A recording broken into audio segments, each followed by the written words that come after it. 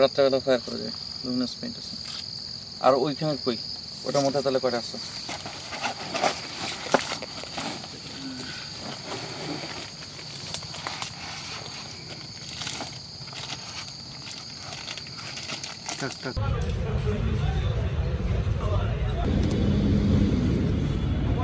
Oh, 5 seconds, 5 seconds.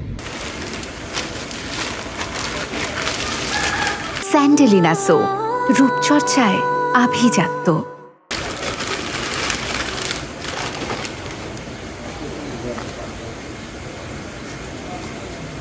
মূলত আমরা অনেক দিন ধরেই জানছিলাম যে এখানে অবৈধ কিছু অস্ত্রের চোরাচালানির সম্ভাবনা রয়েছে। এটার প্রেক্ষিতেই কিন্তু আমরা এই বিশেষ অপারেশনগুলো পরিচালনা করছি।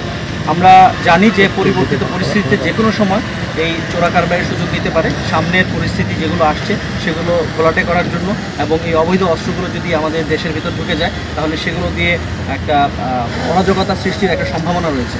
সেটার কথা চিন্তা করেই আমাদের কাছে ইনফরমেশন আছে, তো আমরা অস্ত্রের রুটগুলো আইডেন্টিফাই করার চেষ্টা করছি।